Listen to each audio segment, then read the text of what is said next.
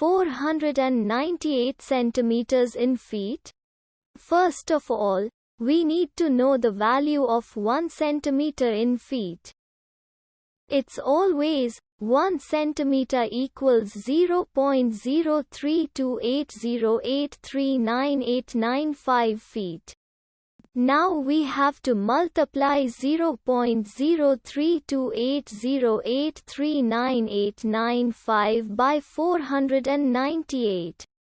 Therefore, 498 centimeters times 0.03280839895 feet equals 16.3385826771 feet.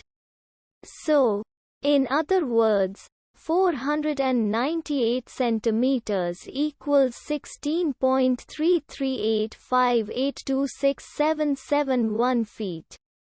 We hope you have enjoyed this video. Please like and subscribe to our channel for more videos like this.